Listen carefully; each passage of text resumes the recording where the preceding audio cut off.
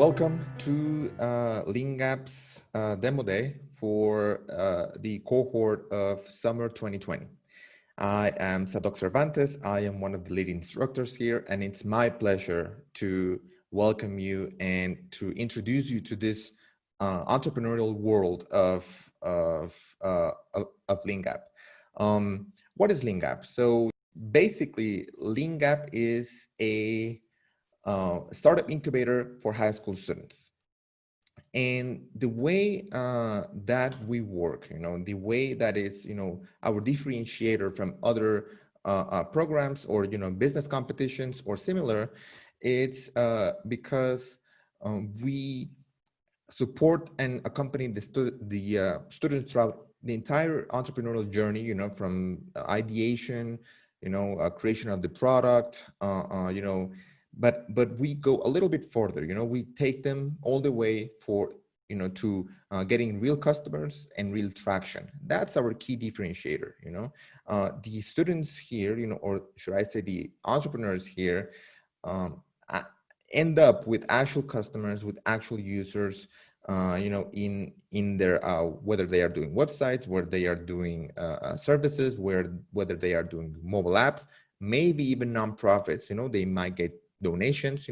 Whatever key metric that is important to their business, not to a single project, because this is not a high school project. This is, they are treated as real entrepreneurs, and whatever key metric that is important to them, they get.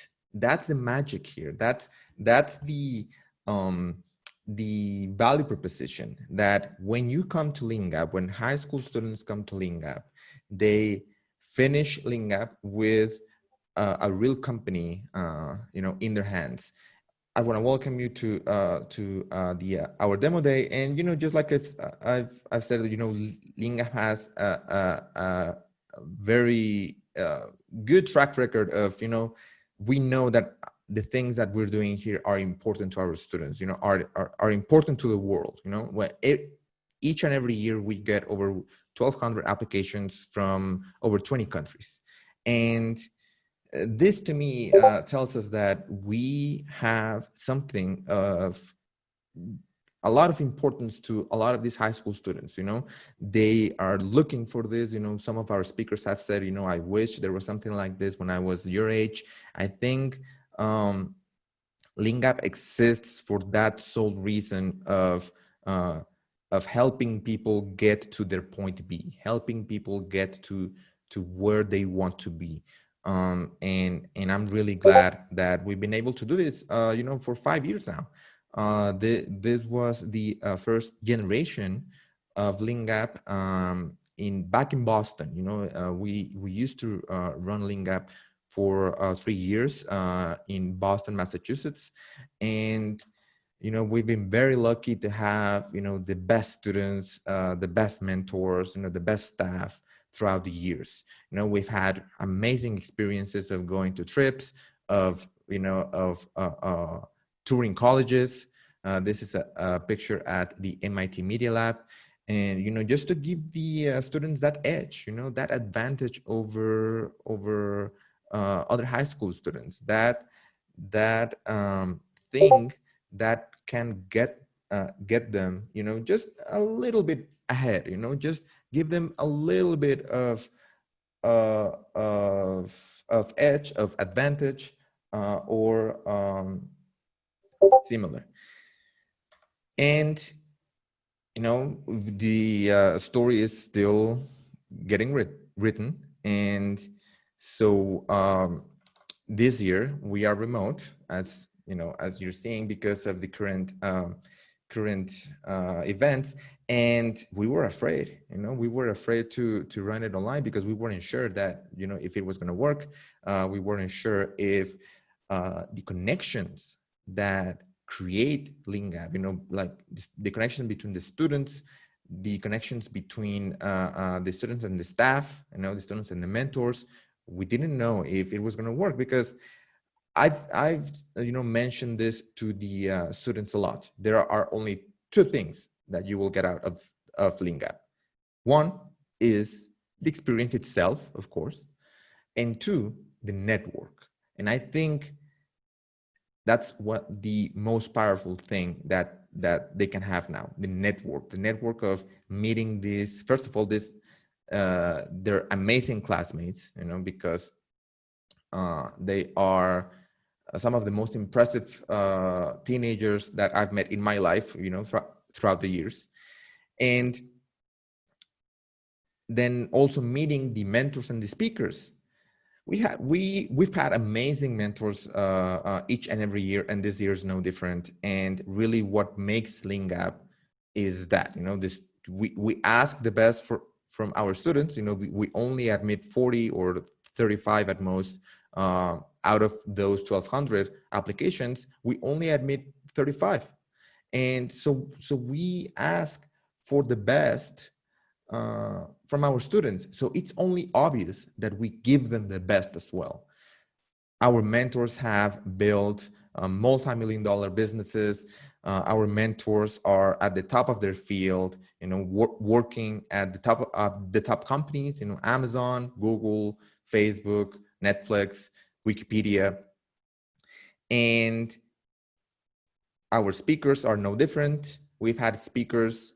One of those is Angela Guzman, the creator of the emojis, like literally one of the co-creators of the emojis that we all use. We've had Y Combinator entrepreneurs, and one of the entrepreneurs that have gone through the Y Combinator process, you know, the biggest, best, and most important startup incubator, startup accelerator in the world. You know, companies like Airbnb and Dropbox have come out of YC, and we've had speakers from there, you know, entrepreneurs that have closed their companies, you know, and learn from that experience, and that they want to pass on to them, to our student experience. So we've had the you know, an attorney speak to them from one of the biggest trademark laws firms in the country of United States, for all of us, for all of you that are tuning in from abroad. So really, that combination of the best students and the best mentors and the best speakers is really what creates a powerful network that we've told our students since day one, you know, make use of it. Make use of the network, because you never know who someone will post something that, you know, you might join them as co-founder, or you might join them as colleagues, or you might join them for something else. So that combination of the mentors, the students, and the speakers is really what makes Leangap's magic. As opposed to other programs, we do not have professors or people from academia teaching an entrepreneurship curriculum that you could get if you buy a book.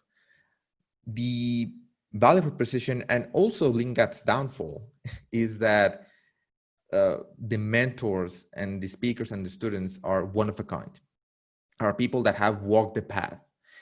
That's, you know, and I mentioned that it's also our downfall, because we can't scale, you know, we can't expand. We can't have multiple programs because we can't clone our mentors. We can't clone our speakers. And that is also why Leangap is so magical and so important, because you know that each session is unique. So without further ado, thank you for listening to me you know, ramble about what Leangap is and what we've done in the past. We're very happy to have you here. So let me introduce our judges for this day. So let me start with Marissa Louis. This is the second year that we've had her Leangap, and I couldn't be more thrilled because every time that I think of the entrepreneurial mindset that I talk about, I think of Marissa. Marissa is currently a design director at Expedia, one of the biggest travel companies in the world, and you know, where she oversees design for several of Expedia's iOS and Android mobile apps and web homepages.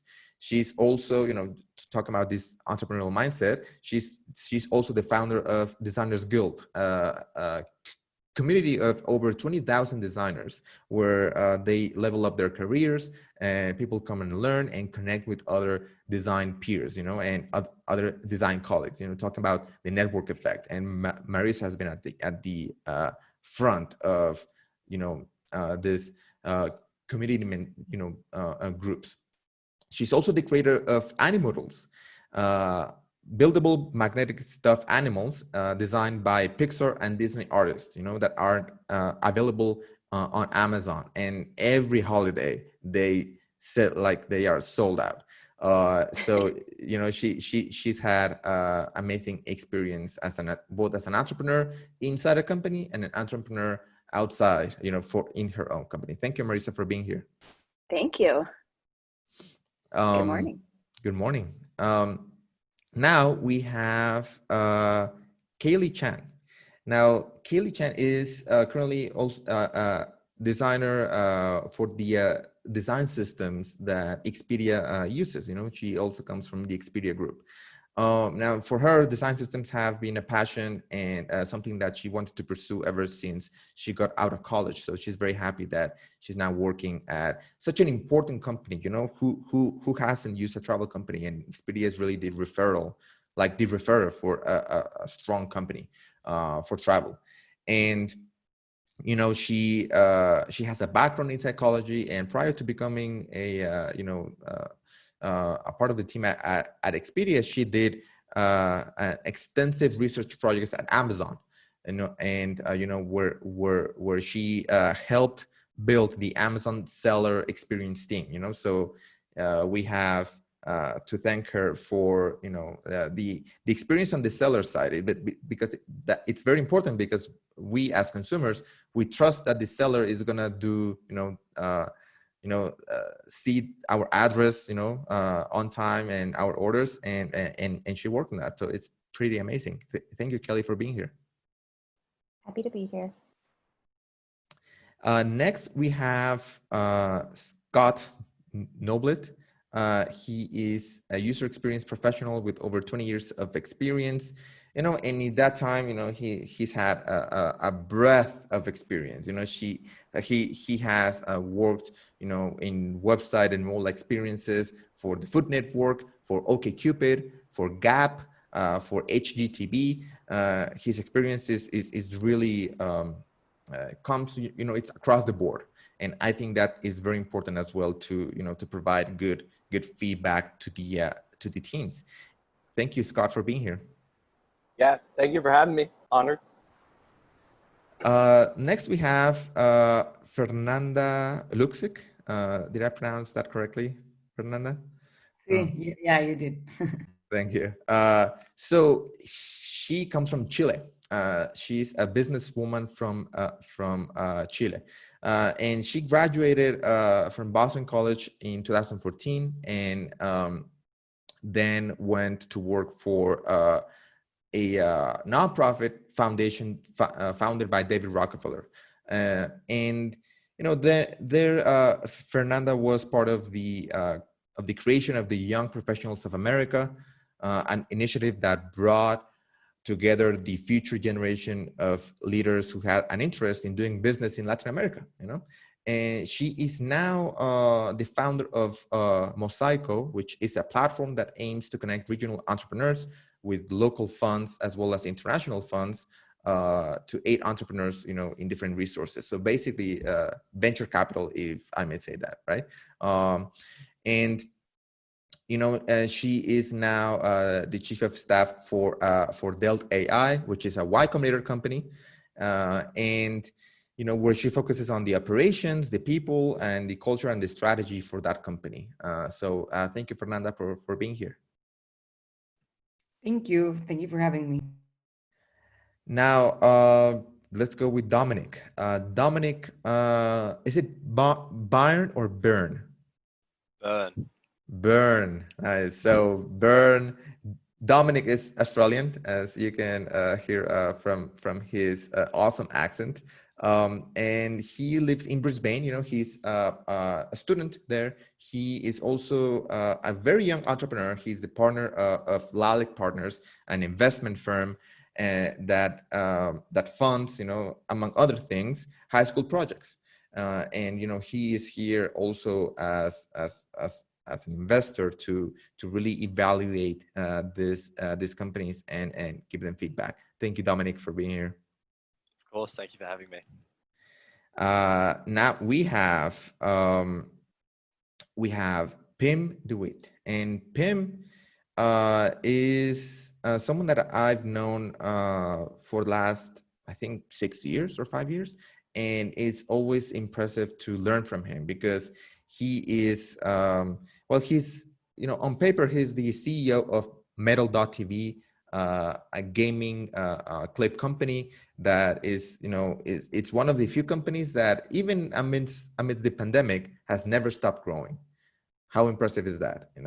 And they are a very healthy company still. They are a very profitable company, and Pim is a very young entrepreneur. Since he was a teenager, he started his own company, his own community, running gaming servers, creating his own mobile game, and he is also the technical lead for one of the biggest humanitarian apps ever done, in partnership with the Red Cross and Doctors Without Borders.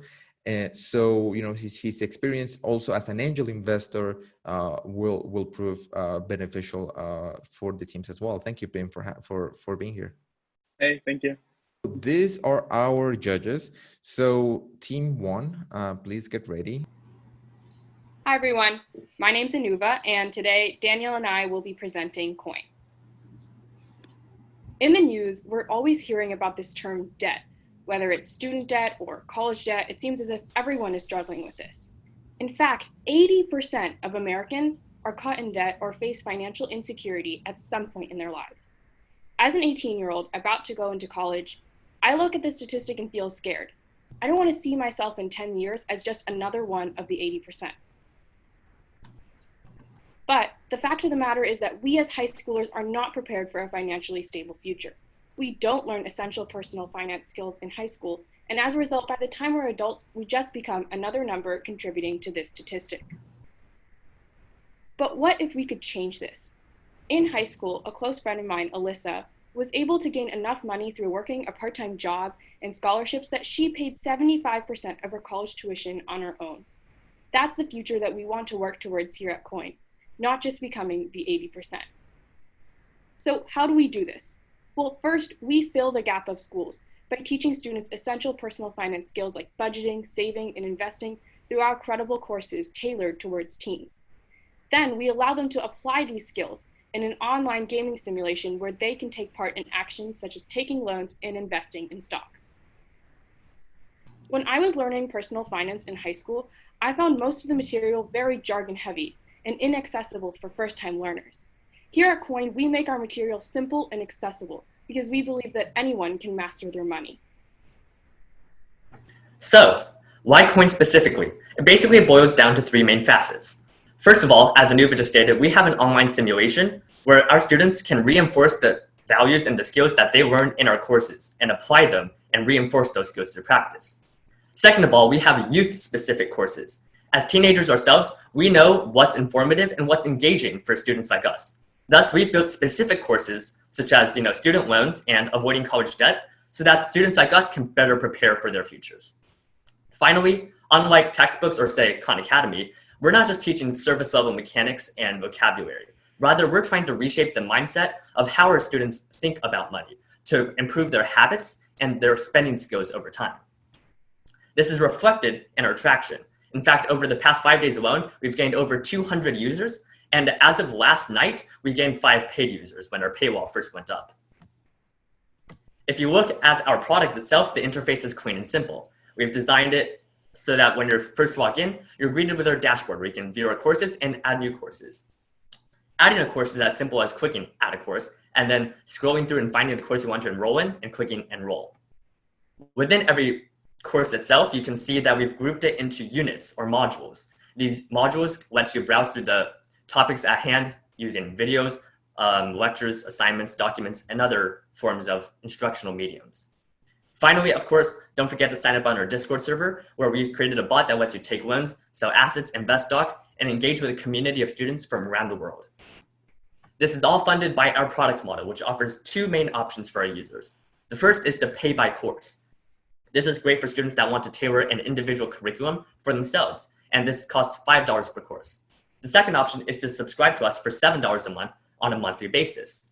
And this gets access to all of our courses, plus college financial aid consulting with us, the co-founders of Koin. So now let's take a look at the market. Specifically, Koin falls within e-learning, and the e-learning market right now is thriving with a compound annual growth rate of around 14% from now until 2025. In fact, the total addressable market for us, or the global academic e-learning market, is rated at $104 billion. From there, we go to the US academic e-learning market, which is $20.85 billion. And then from there, we hone in on the US academic high school e-learning market, because again, we're targeting teens specifically for a serviceable obtainable market of $40 million. Now, we're aiming to reach around 0.1% of that serviceable obtainable market, and that results in a revenue per month of $100K. As for our future growth, we have many in place for content development, press coverage, potential funding, and expanding our user base. So, who are we? We're a group of high schoolers based around the world, and we're uniquely positioned to increase financial literacy amongst teenagers like us. This is because most of us have startups and nonprofits already under our belts. So we're connected by this common experience of having to have learned personal finance on our own from the ground up. And we're committed to making as many students like us as financially literate as possible. To do this, we need funding, specifically $2,500 in initial funding, which will cover content acquisition costs, marketing and advertising, as well as software licensing. In summary, we offer the real-world application and a virtual community for our students, which allows them to reinforce the skills they learn through our courses. This lets them reshape their mindset and their financial habits to encourage better spending and saving habits. And finally, of course, we have built a network of connections to other businesses and organizations just like us for future growth. Thank you, and let's make financial success attainable together. Thank you, Koin. I can go first. First of all, congratulations. I remember when I was in high school, I wasn't this advanced. I was worried about other things, I guess. But I guess my main questions is why target, and I guess this could be a cultural thing, but why target high school students? At the end, the decision makers are the parents in this point. So I'm curious to see why do you target them and not college students, for example? And how do you acquire these students? Do you go through the parents or do you go through them directly? So we mainly want to focus on high school students because a lot of people are struggling to learn all this personal finance stuff in college when they're just starting college, and we want to be able to have them be prepared for their future in high school. Because I think Anuva, one of the presenters, she is an undergraduate and she's going into college this year. And even she said that in her experience, she still doesn't know a lot about personal finance, and would have, if this existed when she was in high school, she would have used it, and it would have helped her a ton to know how to manage her money and save and budget and pay off her college debt. And that, I think that's why we were targeting mainly high school students. And right now we are pushing out ads that are specifically targeted towards these high school students, and also reaching out to our personal connections who we think might be interested. Going off of that, we have discovered a problem in the public high school curriculum in that there is just no emphasis on personal finance in courses that we learn. For example, in Anuva's high school, every Friday she would have to learn personal finance in her econ class, and that would be it. And for my high school, we actually do not have any kind of finance course at all, only economics that does teach the more wide-scale range of how money operates, but not concentrating on the individual, for example. And Yeah. sorry. I just like to push a little further. It's just the end decision maker, who pays for this? Would it be directly out of pocket from the high school student, or would it be the parent. So we are also planning on pushing out ads targeted towards parents because, like you said, at the end of the day, the parents are going to be paying for this service. We've also sent out a survey to a lot of our users and other people who are outside of our network, and the survey results said that they would actually pay for this service if it was like credible courses and good content that would be very useful to them. Thank So you. I'm curious how you might acquire customers potentially without spending ad money. I think spending money to acquire customers is one way to do it. Have you thought about how you might expand without spending ad money and that $2,500? Yes, one thing that we've been consistently doing over the past 6 weeks is hosting workshops at hackathons, as well as hosting our personal workshops via our social media. And so we've accumulated users by not only doing workshops, but also pushing out a large social media presence on our Instagram, and overall just partnering with any organization that would be willing to exchange, I would say, content with us for that additional outreach. Oh, no, I was just curious about, I wanted to push more about the subscription cost. I was curious to whether or not research was done to say like allowances on high school students who may not have parents to pay for this, or the types of students that you are targeting. So would it be students of all income statuses and social statuses, or is it just particular students that you've done research on? Yeah, so we're currently targeting a lot on growing your money, what you have, and also for people in need of like college financial aid. So we're teaching a course, $5 to learn about financial aid and how you can like increase your chances of getting financial aid. And also we're doing capital markets. So we're teaching about stocks, investing into all different kind of assets. And so this is also a different target market where people want to go into finance. We also partner with Lalic partners where they will educate promising students who are really into capital markets, and it will be a good segue into their like financial career. And so we're also targeting that market as well. Oh, yes, maybe I should rephrase my question. I think my question was more towards how would the subscription cost factor in. So I think it was $7 a month for just a subscription. I think that's fine for like people who are working and or have parents to help, but $7 may seem like a lot to some students. So I'm just wondering how that number came about. For now, the $7 was just an estimate based off the course that we're demanding customers to pay per course right now. So since we've been targeting not like specifically the low income students, we've been connecting with people who really are interested in their like future and their future financial problem that would face. So we weren't really focused on one type of group. So I think the $7, that amount was really derived from the $5 that we set out for cost for price for per course. Also, Annie mentioned that we are doing workshops at that are hosted on different like platforms, and those are actually free. So I think we would probably target those more to like people who can't pay. Good to know. Thank you. So we're actually giving out more opportunities, not only, like I said, for like our service itself. It might not be like best choice for those students who can't afford. This is why we have been conducting those kind of workshops just to fulfill our purpose of doing all this. What kind of thought have y'all put into like how does the learner like maybe track their progress or understand that they've, it's not just, hey, I finished a class, but like really reaching some kind of financial goal or helping people understand that you should set a goal, those types of things? Physically, while tracking our progress, we have like a function on our website that lets the learner like put a check mark next to the courses as they finish them.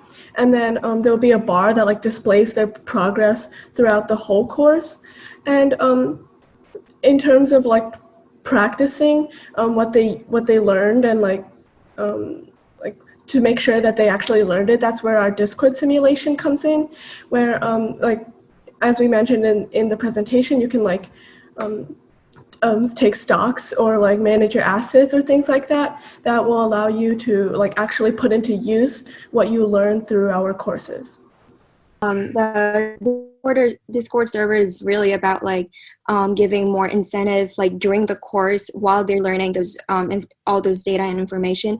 But actually, whenever they finish one course, we're going to have them a assessment to really prove how much they improved on that, and we're going to grant them a certificate after each course finishes. So that's something we check the progress. And also, like for College Aid course specifically, we do have check your understanding section for each unit, so that they can really track how much they understood for each specific unit as well. And it is included in the article that we created as a part of our course. I have another question. So, by the way, great presentation. It was really, really well done. I'm curious, in a world where a lot of this information is available for free on YouTube, and like Khan Academy, for instance, has just incredible finance courses. How do you plan to differentiate? Like, what is the killer feature that why users will choose Koin as opposed to using these free services that exist today?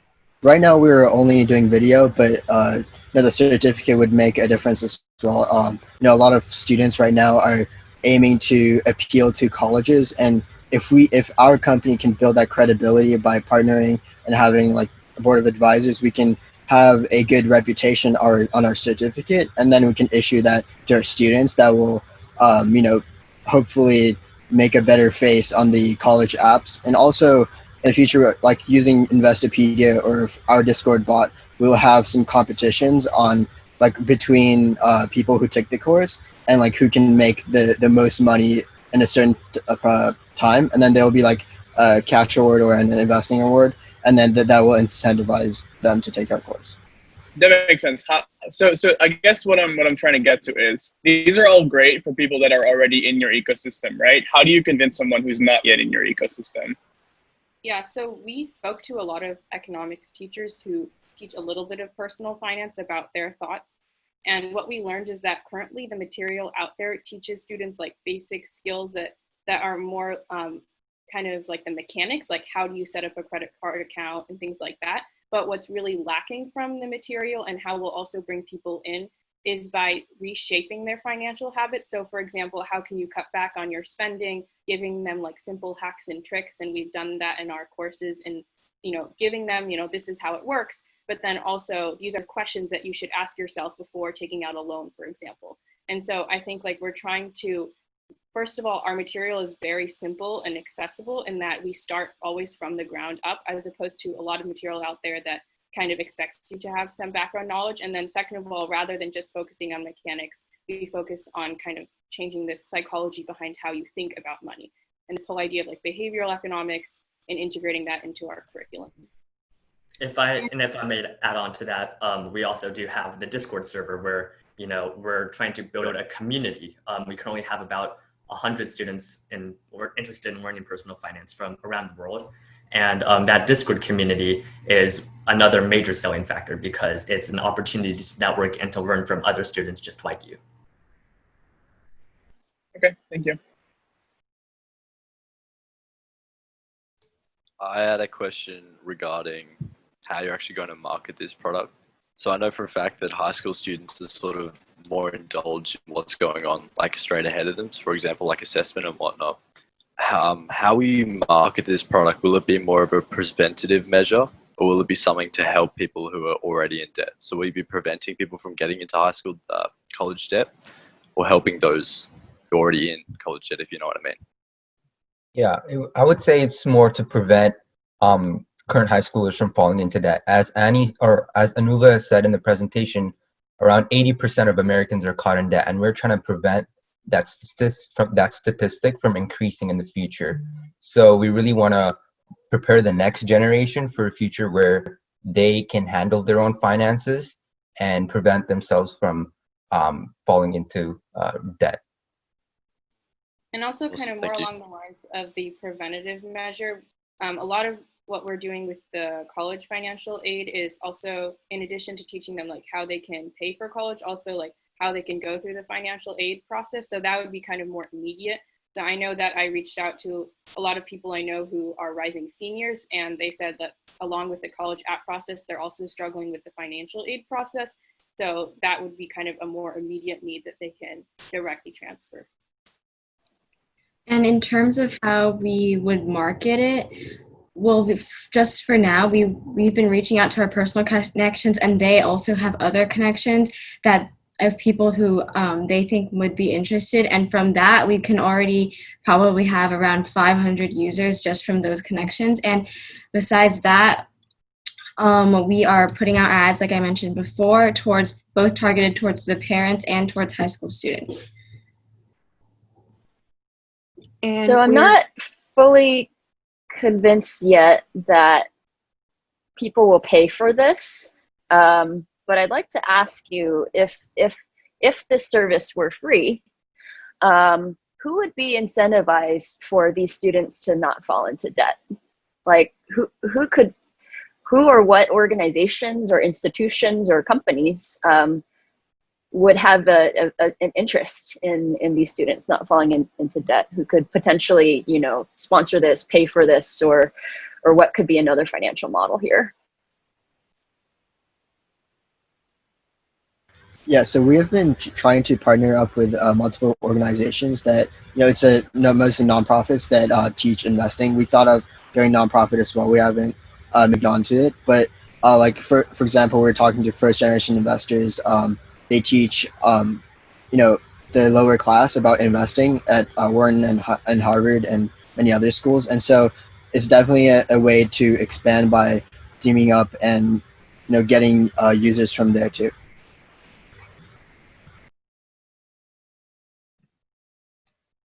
Awesome. Does any of the judges have a final question? Yeah, I have the last question. It's more about like team composition. I saw like the last slide that it was like, I don't know how many co-founders. So I wanted to ask, like, do you have some type of division between like roles that you're doing, and ultimately who's like the decision maker when you need to make a decision?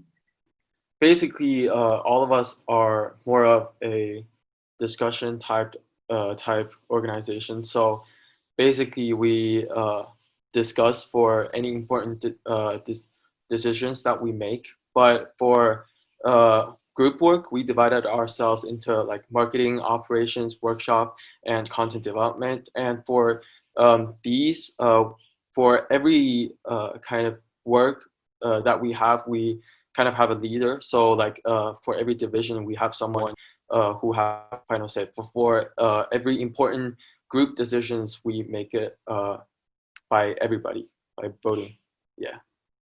Yeah, like Ray mentioned, we're very collaborative, and all of the decisions doesn't necessarily fall down on one person, but rather we as a team interpret any consequence and look towards our own interests to better our team as a whole. But like Ray mentioned, we also have many different divisions like finance, design, content creation, and operations. And usually we definitely do split off into these divisions because our team is just that big. But in the end, we do come back together and fill each other in and come full circle to keep everyone updated because our team is so large. Perfect, thank you. Thank you, judges. Let's go to the next team. Hi, everyone. So I'm Amelie Harris, and I'm presenting today with Sophia Stein. As Sadat kind of mentioned, our product is ACE, a nonprofit live stream celebrity charity marketplace that provides a way to use celebrities' influence to donate to charity. So my entire life, I've been going to Catholic school, and something they have us do in Catholic school is they have us gain service hours. And I personally never understood why we had to gain like 100 service hours.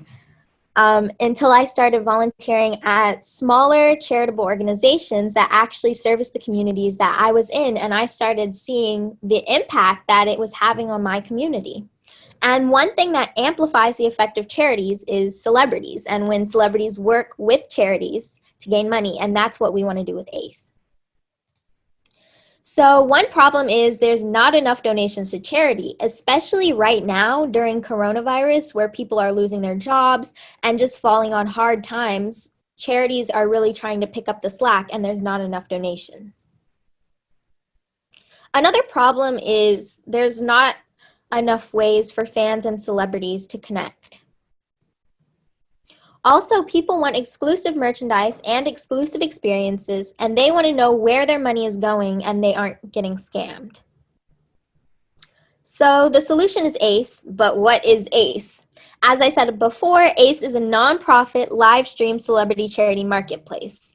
Now, to go a little bit more in depth, we partner with celebrities who would go live on their Instagrams and auction anything from an experience to merchandise, and we would donate the proceeds directly to charity. Currently, we're using Instagram Live for our auctions, and we have people text their bids so we can communicate to the celebrity their donations, and then they can say it on live. So right now, our competition is Charity Buzz, Prizeo, Bidding for Good, and Omaze. And while they're all charity auction platforms and they use celebrities to raise money, we are the first of our kind by using live streaming and incorporating that into our charity auctions. With the live streaming, we provide fans and celebrities real-time connections with our Q&A sessions. And we also provide an instantly donate button. So people who are passionate about the charity we're fundraising for and either don't have enough money to bid or just want to donate can donate directly any amount of money to charity. So currently for our attraction, we've hosted one auction with celebrity actor Wood Harris with a total of $2,800 in earnings. We also have plans for future upcoming auctions with the organization Get Out the Youth Vote. For profit, we plan on taking a 5% commission of all sales, in addition to charging charities $50 to be on the list of charities that we prioritize to donate to. Currently, the live streaming market is valued at $42.6 billion and is projected to grow 20.4% from 2020 to 2027. And as live streaming e-commerce goes global, ACE intends to jump ahead of the curve and get started. Growing up in California, our team has seen all kinds of economic disparities and social issues, and when we were younger, we thought we couldn't do anything about it. But as we grew and we started volunteering for school, we realized that there's so much that we can do, and that's why we started ACE. We would need $19,000 in donations. $15,000 would go into coding and further developing our website and live streaming platform. $3,000 would go into registering as a nonprofit, and $1,000 would go into marketing and other expenses. So in conclusion, we want to fund charities in need, foster real-time connections between celebrities and fans, and become the first of our kind, differentiating ourselves from competitors with our unique features. Thank you, and let's give charities the help they need together. Could you spend like a tiny bit more time on product? Because I didn't fully understand. Like I looked at the demo, but maybe like we jumped to competition quite quickly. Could you maybe spend like 30 or one more minute just like showing us the product? So yeah, so basically what we are going to do is we want to code a live streaming platform where a host could auction off their items, and since we are using Instagram right now, people will be bidding through text messages on Instagram. Okay, so there's no interface or product built. It's just the concept, if that makes sense, and the Instagram accounts. Okay, thank you. I'll go. I would like to see, just understand how you're planning to get the celebrities on board, because I think like they do charge for promoting different things. So that would be a question. Yeah, so my dad is a celebrity, so we have like a larger connection, and then we would kind of use the Patreon casual contact viral loop kind of like situation where we would have a celebrity and then they would do it kind of like the first round would be kind of like favors.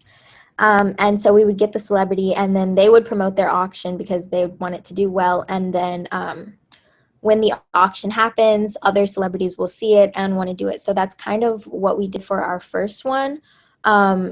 Celebrities like started seeing it and like were interested and were like kind of contacting us about future things.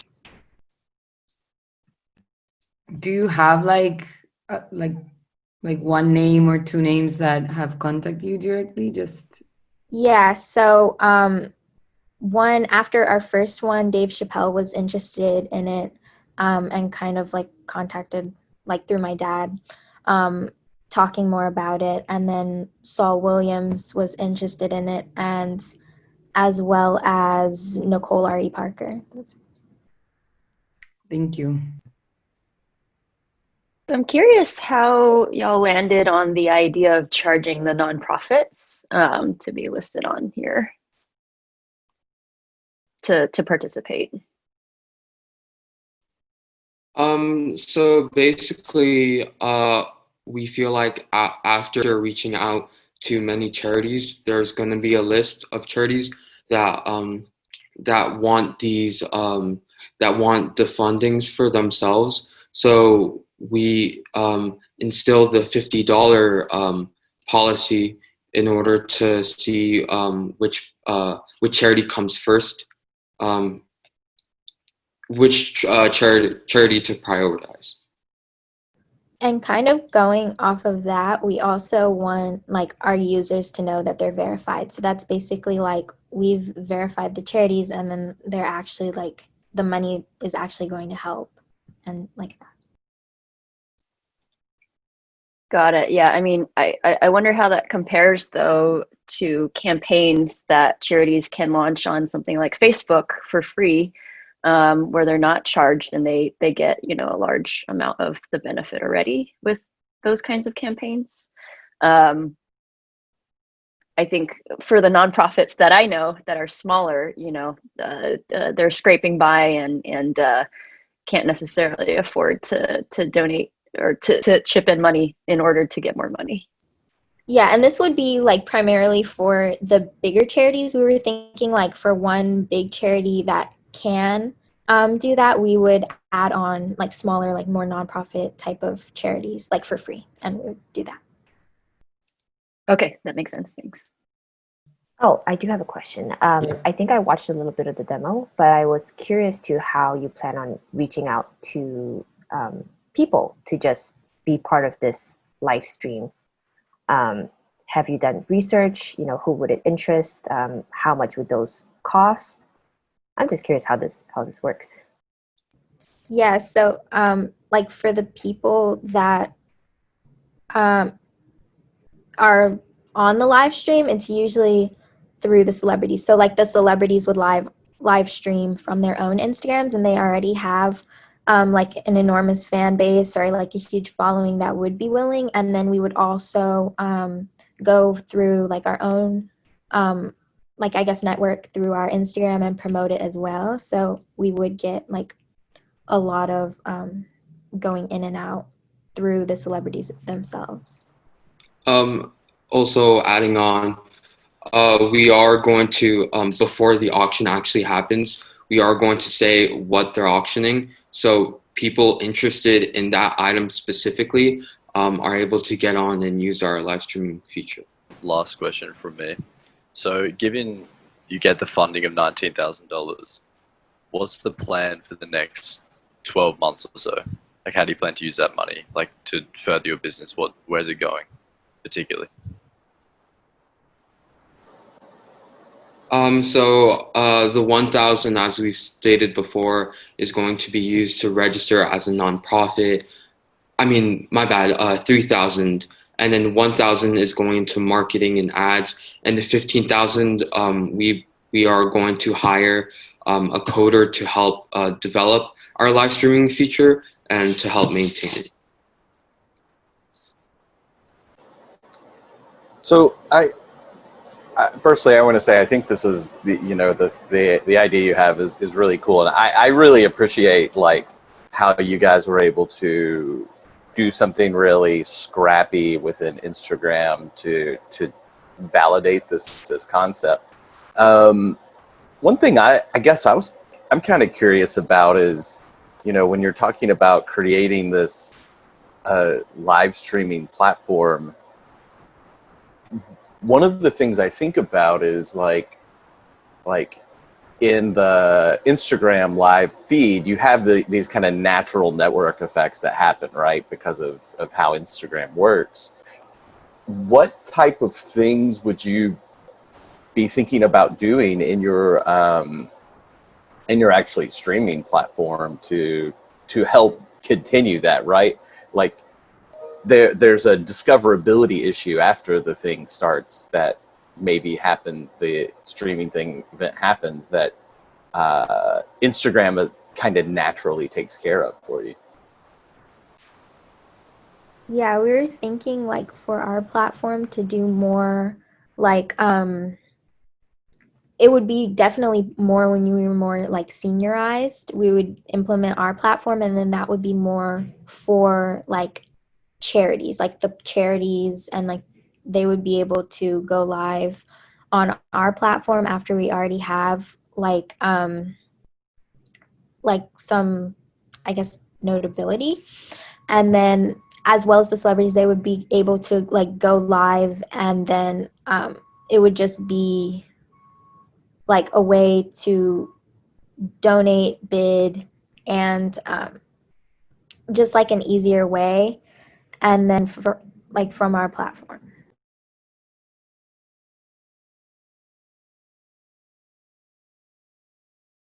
Awesome. Thank you very much, Ace. And next team, please get ready. Hello, everyone. We are AGL Systems, a search and rescue drone company. What if one of your loved ones went missing? They would simply become a missing person's ID number added to the end of a list of 90,000 people currently missing in the United States. A list so long that overwhelmed search and rescue organizations take hours, maybe even days, just to respond.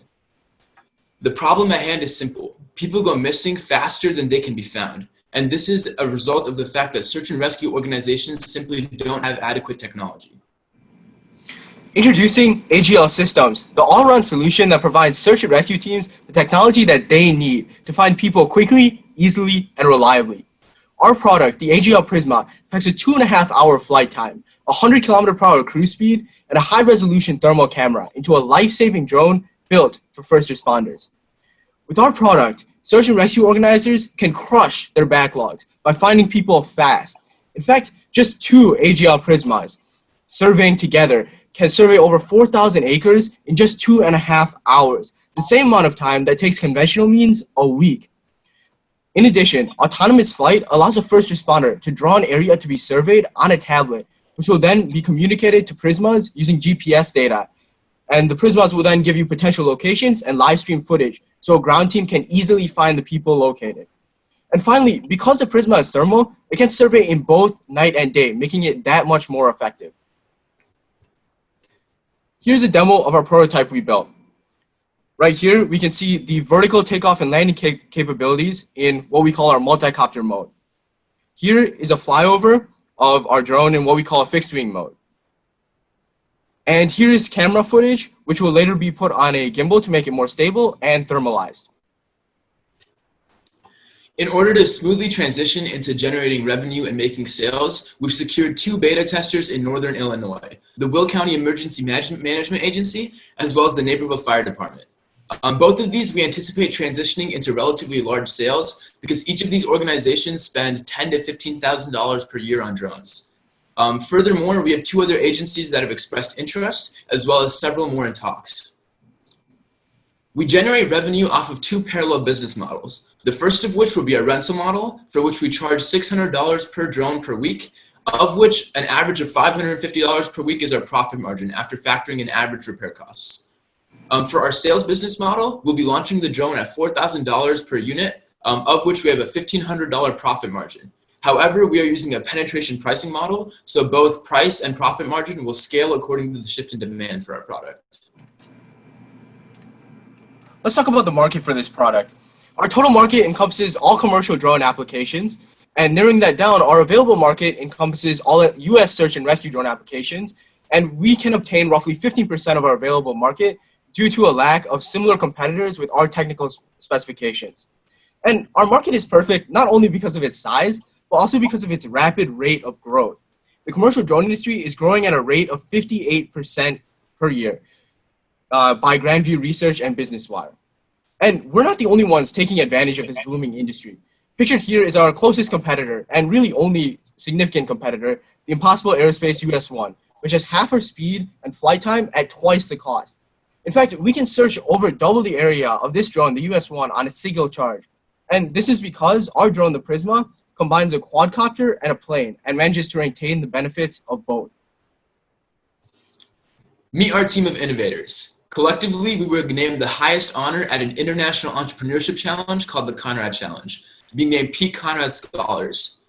Building on our past accomplishments, we will succeed because we think beyond the status quo to truly build the future. As a team that is constantly innovating, our iterative design process allows us to break the boundaries of not only drone technology, but everything we do. In order to scale our corporation following launch, we need $81,700 that will be spent on things such as materials, development and testing costs, insurance, regulatory approvals, etc. We at AGL have made it our mission to provide revolutionary technology that will ensure that the nearly 90,000 people currently missing can be located and returned to their loved ones.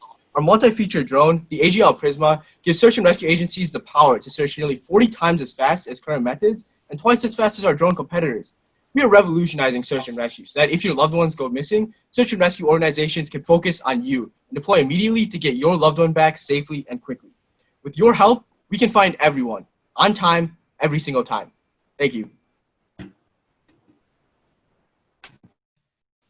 Thank you, AGL. Let's open the microphone to the judges.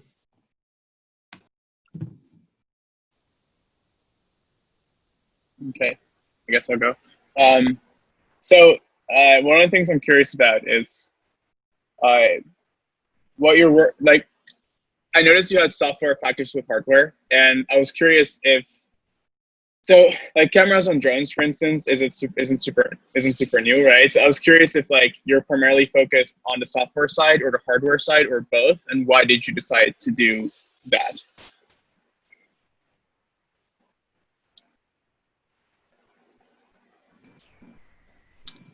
Nicolin, I think you're muted. So we're focused on both the hardware and software side. So one of the main complaints by our customers is that the software required to like control the drones is too complicated and setup is just too difficult, and it can be a lot easier.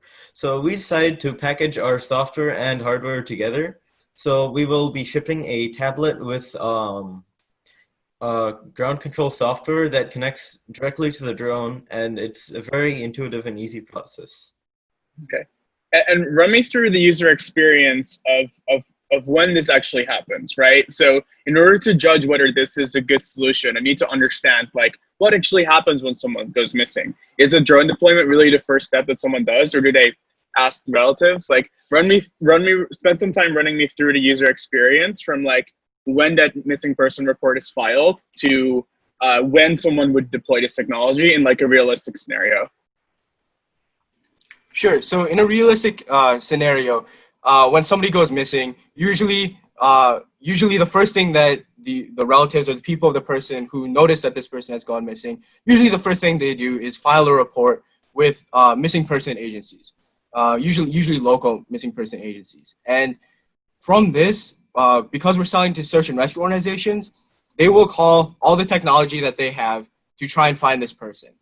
There are different like levels associated with missing persons, but most of the time they're already using helicopters and ground teams in conjunction to find these people. So drone deployment is really just an extra step in there, and it will happen almost immediately. After that, first responders, all they have to do is have the tablet with our software on it.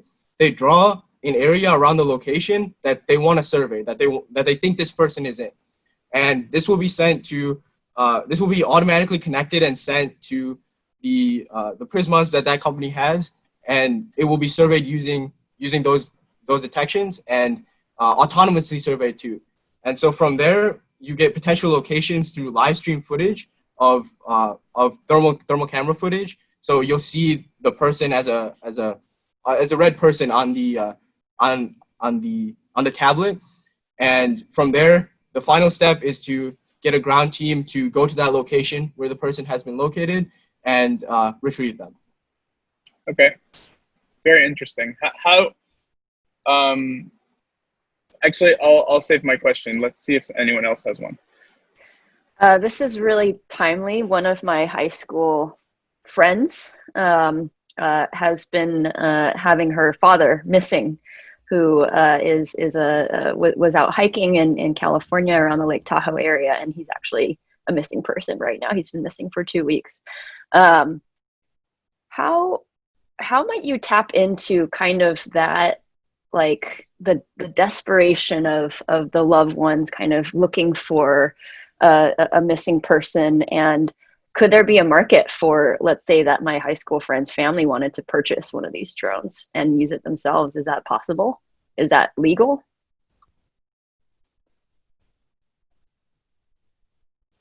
As far as regulatory approvals, whoever is flying the drone needs a FAA license, and to fly a drone above people and above not property that isn't theirs. So I mean, they could purchase it and fly it, but they need the regulatory approvals that the search and rescue agencies have, and that might be more difficult. Got it. But if they found like someone who is certificated, that like who's not even part of a search and rescue, then technically it could be possible. Yeah, there's nothing like. Okay. Oh, sorry. Yep. Okay, so there's nothing like specific to search and rescue organizations. So it's more of a general drone that can be used by anyone, but we're targeting search and rescue because they have the approvals they need. So basically, if they have the approvals, they could. To add on to that, we are also mainly targeting search and rescue because most of the time they have the funding from government agencies or donations to actually purchase these drones. And most consumers don't have the money to actually purchase one of these drones. And I'm also very sorry to hear about the missing person, and I hope he gets found quickly. Thank you. Maybe I can connect with you after.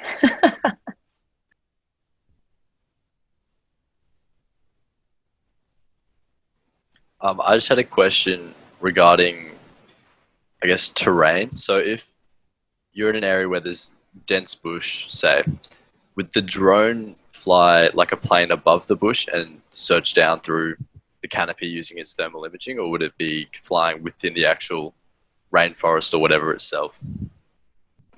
Sure. So it would be flying above the terrain at a pretty significant height, actually, because with our high-resolution thermal camera, we can actually fly higher, and that enables us to get like more area with the same amount of accuracy and effectiveness. And as regards to terrain, and specifically like mountainous terrain where a lot of people go missing, where a concern might be that the altitude is rapidly changing, our ground control software actually takes that into account. It uses altitude data from an open source project, an open source mapping project that so it'll always keep a constant altitude over the ground. Awesome, thank you. I'm curious about the manufacturing aspect of this in terms of how you arrived at the price. I know from having gone through physical manufacturing myself and visited factories that, you know, manufacturing is quite complex. I'd just like to hear about where you're at in that process.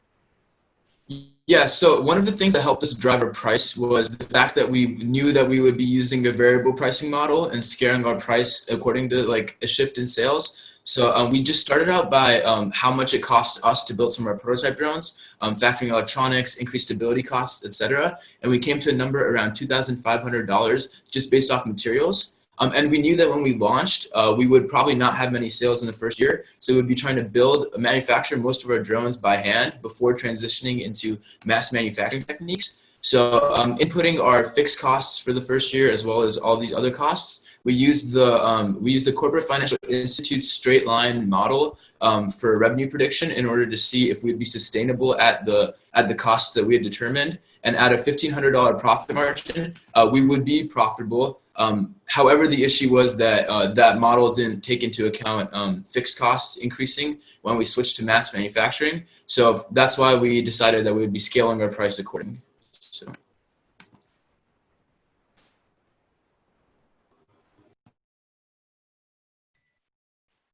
Okay, any final questions from the judges? Cool, thank you very much, AJL. Next team, please. Thank you for your time. Thank you. Time. We don't have very much of it, and our lives revolve around how well we use it. Take a look at this guy. Coffee's falling out of his hands. He looks like he's halfway through a swear word, just like his boss will be in 20 minutes. He clearly woke up late for work, pulled all of his stuff together, and just rushed out the door, without even brushing his teeth. Now, there's a lot going on here. This brush rush is not unique. Simply put, we have a toothbrushing problem. It's why 50% of people are too tired to brush their teeth at night. It's why 108 whole days of your life are wasted brushing your teeth. And it's why 1 in every 4 people have gone 2 or more days without brushing. Because in a world where speed reigns supreme, current toothbrushing is just inconvenient and time-consuming. So introducing the Celeribrush, the 10-second automatic toothbrush that will brush your teeth effectively and efficiently. The Celeribrush works in 5 easy and simple steps. 1. Apply paste. 2. Bite down on the toothbrush head. 3. Power on for 10 seconds. 4. Rinse. And then 5. Charge. And that's right. No scraping or scrubbing. It's completely automatic. Now here are a few images of our first prototype. Here you can see the micro vibrations set to level 1 of 3 in this demo. They're doing a little dance. So let's talk about some of the features. The brush is designed as a dichotomous structure, including a brushing head and base. The head is made out of a specialized silicone that's commonly seen in baby pacifiers. This provides flexibility, comfort, and a one-size-fits-all feature. Also note the medical-grade nylon bristles strategically embedded throughout the head, fostering shiny teeth and healthy gums. Holistically, the head is recommended to be replaced every 3 months. The base contains a rechargeable battery and a powerful motor that powers the head's micro vibrations. But what are the benefits of switching to Celeribrush? First, time. Compared to the 120 seconds required to brush with a manual toothbrush, Celeribrush can brush your teeth in only 10 seconds. But can I really only brush my teeth in 10 seconds? Well, dentists recommend each tooth get 10 seconds of attention, and we brush all the teeth at once. Second, efficiency. We have optimized Celeribrush's design and mechanism to utilize the Bass method. This encompasses 45-degree bristle angles to massage the gum line and offer soft friction cleaning. This is what the dentist community has accepted as the most effective brushing technique. Third, affordable. We offer the most inexpensive product in our industry at our quality caliber. Speaking of which, let's take a look at our business model. 1 Celeribrush unit will be sold for $89.99. This will include 1 base and 1 head. Additionally, we will have a $39.99 annual subscription in which users will get heads shipped straight to their door every 3 months. Next, our traction. In the past 2 weeks, we have received 40 demonstrated interests who have completed our Order Now form. Now, let's take a look at the competition. We have 3 main competitors, But, as you can see, we're the only company that provides the highest quality at an affordable price. This product quality is derived from the strong motor and battery in the base, which together ensure a strong yet comfortable clean that no other company offers. And finally, our market. As the graphic shows, the total available market is $4.4 billion. The serviceable available market is $2.5 billion, and the serviceable obtainable market is $660 million. But why us? Well, our talents range from public speaking to marketing to engineering. But most importantly, we are 5 young, passionate individuals who are hungry to have an impact. So investors, we are requesting 200K USD. This will fund our first 2,500 units and start a second wave of production. So join us, because their time is up. And our time is now. Thank you. Thank you. Let's open up the mic for the judges. Yeah, thank you. I find this really interesting. You know, one of the things that you mentioned, I mean, or this presentation focuses a lot on time saving. I don't know if I've ever really thought, hey, I'm wasting my time brushing my teeth, but what I do think about, right, is more so is, am I doing it correctly? And am I gonna save myself from pain in the dentist chair? That's like way more of a motivator.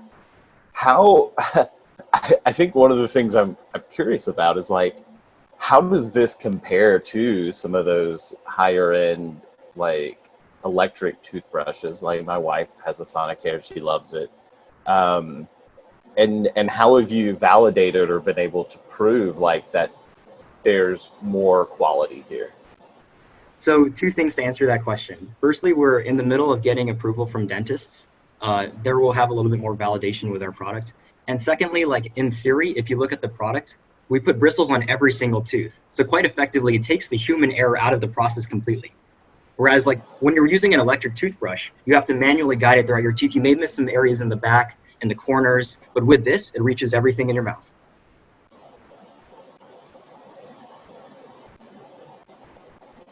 And then you actually made me think of another thing. Then how are you? So that sounds great. I don't know if I'm missing my teeth or not when I'm brushing my teeth.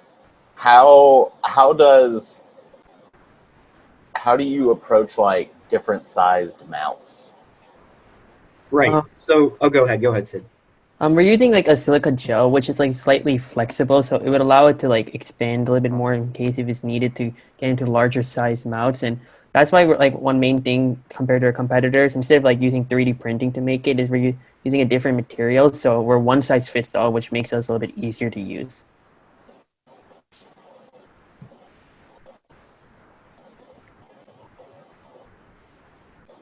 I have a follow-up question on that. So this would be kind of like a one-size-fit-all type of jaw, but then there are other people that may have jaws that are slightly misaligned. Sorry, that's my dog. How would that fit? Like, what if you have like a teeth that's jutting out? I'm just wondering how that would like fit in your mouth.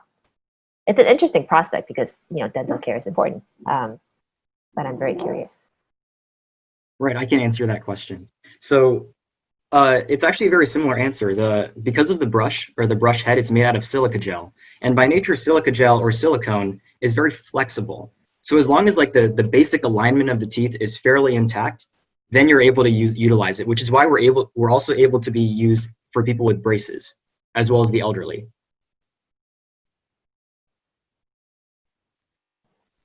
Okay, and then I have a follow-up question. I think initially earlier in your presentation, you mentioned about how a certain number of people are too tired to brush their teeth at night, and I think that number was like 50%. I was wondering what research was done to kind of gather that factor, because I get lazy, but I feel like I'm never too tired to brush my teeth because dental care is important. All of our stats come from the American Association for Dentists, or the ADA. Cool, good to know. Thank you. So I've seen a pretty identical product on Kickstarter called immersive, where they say that you can brush your teeth in just 10 seconds. They raised over 3 million euros. One of my friends actually pointed me to this because he bought an immersive and it's 80 euros. And so I'm just curious as to how you would differentiate in this market where, and you showed some other competitors as well. What's different about this? You mentioned the silicone part, but is there anything else that can really speak to customers? Yeah, like for example, like Ammerbrush specifically went out of business recently because they've done a lot of legal issues. And like one main issue in this industry is like in Kickstarter especially is that a lot of competitors have not delivered the product. They just simply never gave it. So like that's one way we want to differentiate ourselves. And another part is it's much easier to assemble instead of like we have a magnetic lock, so it's much easier to use. So we're focusing on the customer experience to make it as simple as possible to use.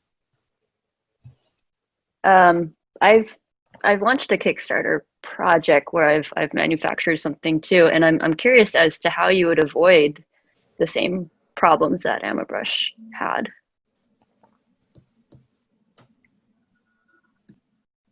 I believe one of the things we plan on doing is getting our idea patented as soon as possible. That way we can avoid any future problems. And we also plan on looking into other patents like in depth to make sure that to see if there's any ways we can tweak ours so that it's as like different as possible than any existing patents for our product. Am I good to go, or you guys still? Anyone has any follow-up questions? Okay, I was curious. Your competitor graph showed quality and cost. How can you make that statement when you haven't really done any manufacturing runs yet? Like, how do you know that your product will be sort of you had yourself in the sort of top right vertical or bottom right vertical of like quality and cost, saying you're the highest quality at the lowest cost. Like, assuming your competitors have went through manufacturing cycles and they've landed on a price point that makes sense with them, like how can you defend that you will be able to live up to those expectations? Right. So I can start off, and then the rest of you guys, if you guys want, you can follow up on my answer. But we've done extensive research onto our other competitors, such as immersive, while they were still around, as well as Unibrush. And some of the main flaws that these people have are with the bristles. In a race for like cost effectiveness, they use completely silicone bristles. And the problem with this is that doesn't really clean your teeth too well, as backed up by all of the dentists who've reviewed them. So this and other problems like this is what we've looked into, and we've made sure not to make the same mistakes in our head. Like we mentioned earlier, we have nylon bristles, and these are very standard and staple in the medical industry. And that's something that I think will guarantee like a very good cleaning experience as opposed to other companies such as Ammerbrush, which used completely silicone heads and the bristles. Okay, thank you. I would like to ask something, but first of all, I would like to just congratulate you. I think you're very good communicators. I was completely, very focused on the presentation. I'm curious in terms of cost benefit. I'm a regular toothbrush user. I think I changed once to electronic and then I didn't see the benefits. So I'm just curious to see how much of this benefit compared to this cost is with a traditional toothbrush. And then my other question would be, what would be your go-to market? What are the channels you're thinking on tapping into to sell this product? Ryan, you want to talk on that one? Yeah, so for the cost effective, we look at this original $90 as an investment into your dental health. And basically, as we've mentioned in our presentation, that all of these benefits that we include will eventually actually save you money from going to the dentist and paying money for let's say a cavity or something like that. And for our channels, we look to we have our own website that we sell our product on. We look to expand towards Amazon, and we are in talks with the manufacturer and looking for them. We would like to send them a CSV file and look for them to actually ship themselves as for our channels.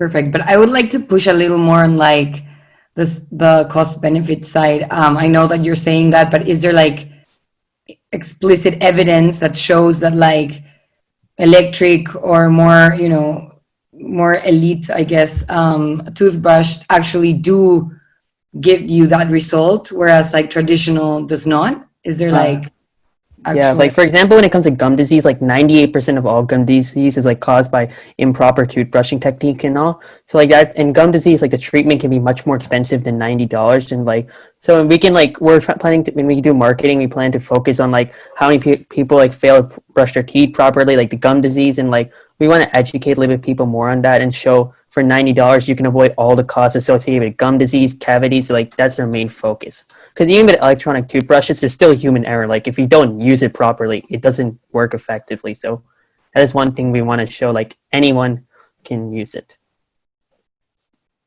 Perfect, thank you. And just on that as well, so you say you use the BAS method, which is supposed to be very efficient. And I was just wondering, do you actually have any evidence that your product with its nylon bristles and whatnot is more efficient than, say, your competitors or electric toothbrushes in general?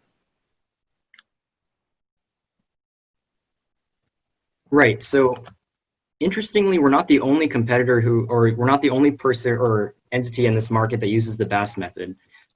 However, like I said earlier, almost all of our competitors have like major flaws in the way that they structured their head, the brushing head. Many of these other companies used complete silicone in their bristles. And even though medical grade silicone is very, very flexible, and very soft for your teeth, I've watched all the reviews and all the dentists, all these local dentists say that it doesn't effectively brush your teeth. And that's why we can guarantee that we have a better product than these. But have you, like, just curious, have you done any like research with the prototype you had? Like, have you actually tried it on someone or anything like that? Or is it just like just the physical thing vibrating at the moment? It's still a little bit work in progress, and that's like part of the reason we're using the money, because it is somewhat effective, but we only got it actually day before yesterday because we're still making some tweaks on it. And like we think, I know it's like we're a little bit, but we think like with the proper like optimization and studying, all those people have come ahead of us, and we plan to work with like local dentists a lot more. Like that's the main focus. Like a lot of the companies, they just show like one random dentist, but if you talk to actual dentists, they wouldn't like approve it. So we want to work with like big dentist associations like the ADA's One Target and try to like understand, like get feedback and work on that. So like that's our main focus on that. So it's not fully working yet, but that's our aim to do so. Of course, thank you. And awesome presentation, by the way, guys. Thank you. Thank you. Thank you, team. And thank you to judges. So next team, please raise your hand. All right, hello. Can everybody hear me? Yeah, we can. All right, perfect. So I'll begin the presentation. So hi guys, I'm David, and I'll be presenting with Eddie today. And at Hugs, we're pushing kids to explore the world of reading, one pop-up book at a time. So judges, I invite you to think about your favorite childhood book. Well, for me, that book was Charlie and the Chocolate Factory. Through Willy Wonka's world, I discovered so much more than never melting ice cream and Oompa Loompas. I discovered literature. As Dr. Seuss once famously said, the more that you read, the more things you will know. The more that you learn, the more places you'll go. Reading can expand your knowledge, and every parent wants their child to learn and grow. So, reading is like a journey. You start with easy books like The Very Hungry Caterpillar, until you finally take the big leap to explore the classics of Hemingway, Orwell, and Shakespeare. However, this also means that you aren't able to explore these classical stories until you develop the necessary reading skills. But how can we quote Dr. Seuss and tell kids to read more books if we cannot provide these books for them? So at Hugs, we adapt classic literature for kids as young as 4. And we're starting with George Orwell's Animal Farm, one of the staples of classic literature that has long warned its readers on the dangers of power and selfish human nature. As we simplify the dark humor and satirical ambiguities of the original into a pop-up book, we allow readers of all ages and levels to emotionally connect with Animal Farm while also picking up the meaningful ideas behind it. Aren't you excited to see how much more you can help your child grow? Have conversations that actually matter? Because we definitely are. So we're currently working with a skill manufacturer and designer that help us to produce laser cut pop-up books. Our product has already been quoted and we're ready to begin production as soon as possible. And we can see that people want this. Since the launch of our Kickstarter campaign just under 48 hours ago, without even implementing our full market strategy, we already have 38 backers pledging $1,800 for our books. Within the US children's book market of almost $2 billion, the market for interactive children's books was valued at $410 million this year and growing by around 4% annually. So, our opportunity focuses on targeting that 4% of growth, converting new parents who are still trying to find the best solution for their children's education. Within our market, parents value two things: engagement and educational value. While our competition only attempts to target one of these laterals at a time, we offer the best of both worlds, making every reading experience both fun and deeply meaningful. So our business model is quite simple. We sell through single item purchases. It costs us around $13 to manufacture, design, and ship each book, and we're currently selling each for $30. Once we get past these first-time costs for things like illustration and copyright, we'll be able to lower our prices more fitting to the average retailer. And as of today, we finished our text setting and illustrations are being finalized, so our Kickstarter will run through the end of August, with the first manufacturing run and shipments taking place in early 2021. We just can't wait for our books to hit the stores and land in the hands of a child. Meet the team behind Hugs. Each of us has had very different backgrounds, but we come together because we share a united belief that our books can profoundly impact children. Our goal at Hugs has always been to help children explore new worlds and make an impact in the community. Through classic literature pop-up books, we help kids develop a love for reading, discover new passions, and take on the world. Thank you, and let's grow readers that change the world. Sending virtual hugs. Well, Okay. you won for the best Zoom background, Sam. So what, I guess kind of what is your strategy for expanding your catalog? So our plan right now is to go through Kickstarter and then get the money ready for the first book, because it costs about $4,000 to print 1,000 copies, and it's costing about $130 per page. So translate that to like 20 pages, it's $2,600, and plus like we want to save some money for our next project, right? So that's why we kind of came up with the $10,000, and once that happens, we're gonna use the sales money plus because the purpose of the Kickstarter is to actually produce a book, right? So with that book, we can start selling it, and once we hit retailers like Barnes and Noble, we'll generate that revenue, and with that revenue, we can add more catalog. But then to streamline that process, I think we're gonna approach VCs and ask them to give us funding so that we can expand to multiple books at a time, instead of waiting or relying on the success of one of our books to like continue our business. If that makes sense. Out of curiosity, how much are you funding for content creators or illustrators? I believe I saw that you were currently sourcing them, but I'm assuming they'll play a big factor in future books. But yeah, I'm curious about that. So the paper engineer that we have, she's also an artist, and it costs about, as I said, like $3,000 per book to design and engineer. And then with that laser cut designs, templates, we send it to manufacturers, and then manufacturers can start manufacturing them, and then we have a book to publish. I just want to say, your problem was so extremely well articulated, and your presentation was incredible. Like, that was like, blew me away. Amazing. And so I'm curious, like, let's say it just works, right? I mean, you presented the problem so clearly, you presented the lack of opportunity to market for parents so clearly, and and you did such a great job with this. How what is going to stop an existing book publisher from essentially taking this extremely well crafted pitch and materials and value proposition that you've already made and copy it and sort of leave you behind?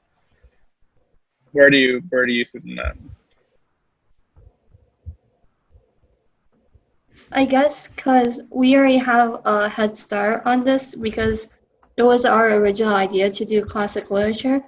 So that's one of our like main like specialties, and also we're already planning ahead to do more classic books and also maybe expanding into other concepts like scientific concepts and things.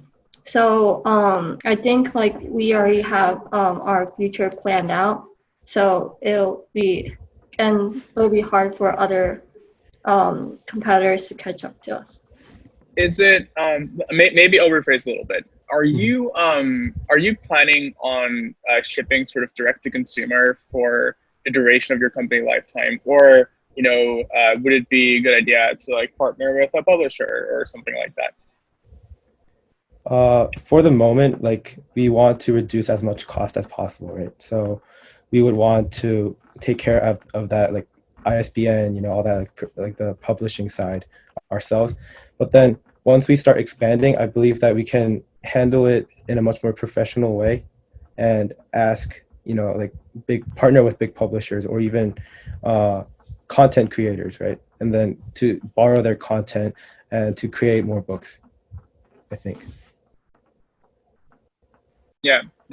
And the reason why I ask is because it's very clear that your team is so good at creating these very clear value propositions. I wonder if worrying about distribution and things like that is what matters the most, or being able to just like build these beautiful experiences all the time and partner with like a publisher. You know what I mean? Yeah. Very a great presentation. Honestly, like amazing. Thank you so much.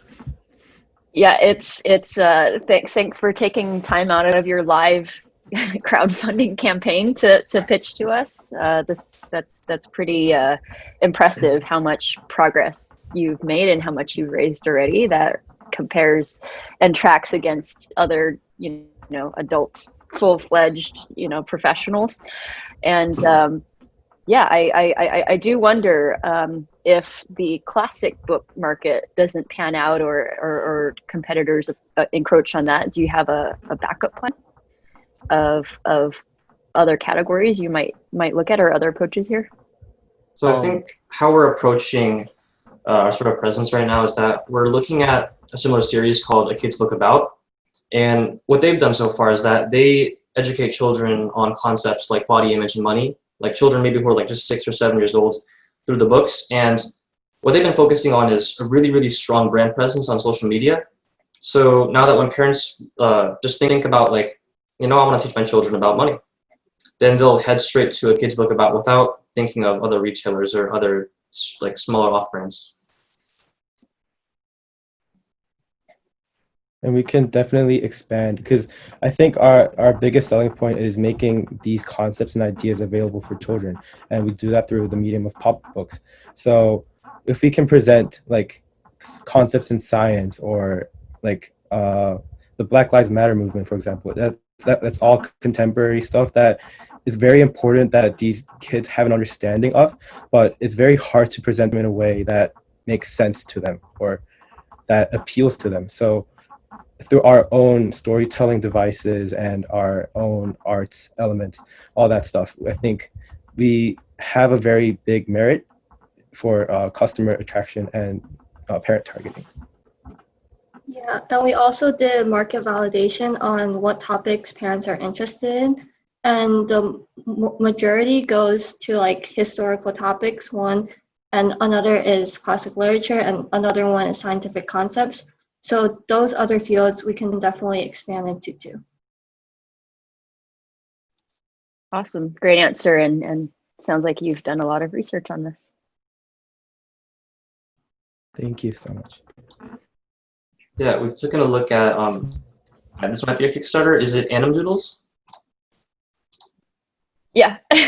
Yeah, so yeah, we'd definitely be interested in like talking later about how to actually market this well. Your pop-up book is already one of the top search results for Animal Farm pop-up books. Amazing. That's On awesome. Kickstarter. Yeah, really good. Hey And guys, there's I just no wanted to say. Oh, sorry. no competition. No, go for it. I was just gonna say, like, doesn't look like there's any like good competition like you guys. Yeah. Sorry about that. I was just gonna say, first of all, great presentation, and I really like the idea. It's fantastic.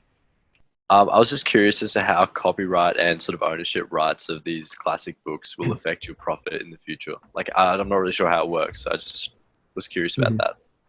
Yeah, so Oh yeah, Yuli can talk about it. Yeah, okay, sure. so Go ahead. yeah, so most classic literature are in the public domain, and the books that we planned are in the public domain, including Animal Farm. And also we bought ISBN numbers. We bought 10 already to copyright our books. Yeah, so the Perfect. only You guys- copyright issue is like copyrighting our own designs and our own texts, but otherwise, like the content-wise, yeah, as Eula said, the reason we explored classic literature is because they're on the public domain. Quick follow-up on that. So just so I understand, because I've actually looked at this for games before. So the original work, the original literature, the copyright is in the public domain, but your follow-on works, your derivative works, are able to be copyrighted. Is that correct? Like the art style, your interpretation of that classic literature is eligible to be copyrighted. Yes. Exactly. Okay. Good. If there are no more questions, thank you, Hugs, and please next team, final Thank team. you so much. Raise your hand. Thank you. Hi, I'm Kelly. And I'm Sammy, and this is Restocked. Our goal at Restocked is to help sneakerheads walk away with the sneakers they want. Meet Josh. Josh is what you would call a sneakerhead. He owns 34 pairs of sneakers, each costing an average of $300. When he heard that the new Yeezys were dropping on Saturday, he made up his mind to cop the sneakers. However, when trying to look up information about the sneaker drop, he found himself having to scour the internet for bits and pieces of information. To make things worse, many accounts on social media didn't post about the drop until the night before. So you can imagine Josh's frustration and disappointment when he woke up at 7 a.m. only to realize the sneakers had already dropped an hour before. After complaining about missing the drop to his friends, Josh did the next best thing. He bought the sneakers at a resale price of $500, which is more than twice the original retail price. Even though he eventually got the sneakers he wanted, he felt ripped off for overpaying resellers. That day, Josh encountered the three main problems that all sneakerheads face: scattered information, random drops, and inaccurate reselling predictions. And Josh is not alone in this problem. There are 20 million sneakerheads in the US alone, and these sneakerheads are primarily responsible for driving the $2 billion sneaker resale market.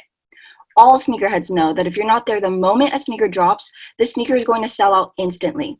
The low supply of sneakers coupled with extremely high demand skyrockets the resale price of shoes. In short, sneakerheads need a better way to save time, effort, and money. That's where Restocked comes in. Restocked is an online platform where users can get alerted when the newest sneakers are about to drop, find the best deals on sneakers, and predict resale prices. One of our biggest advantages is that users can always find the best deals on sneakers. And secondly, users can look through a curated sneaker feed tailored to them so that they can actually find sneakers that interest them. Thirdly, and most importantly, we operate on a freemium model, so we are free for the casual user. In our beta, we have a simple, easy-to-use design so that the users can quickly find the sneakers they want. Users can also select the option to enable push notifications for upcoming sneaker drops and restocks, so they never have to miss out. Additionally, we will provide a personalized sneaker feed, sneaker recommendations, price comparison, and reselling predictions, so that users can access all the information they need. So far, we've obtained over 800 Instagram followers in just 2 weeks, which is significant since Instagram is the main communication platform for sneakerheads. And just in the last week, we've had over 600 user registrations on our website. Unlike Sneaker News and Supplexed, we provide a personalized feed of sneakers, and we compare prices from both reselling platforms and retail websites. Not only are we more accessible, but we provide more features than our competitors at a lower cost. We have three main sources of revenue. The first is from affiliate links. We have partnered with StockX, a sneaker selling marketplace, so that when purchasing sneakers, our platform will take users to the StockX website, and we will receive a small percentage of each sale. The second is through a premium subscription. Our premium option includes a 2-week free trial that allows resellers to gain access to the most profitable deals, along with pricing optimization and buying and reselling tips. The third is through advertisers. Advertisers from small and large brands can advertise on our platform in order to be ranked at the top of people's feeds. The sneaker resale industry is currently booming. It is now estimated to be a $2 billion market and is projected to triple in size over the next 5 years, reaching more than $6 billion by 2025. So our target market is divided into 3 main segments. Our target addressable market comprises the global sneaker industry, which is currently valued at over $80 billion.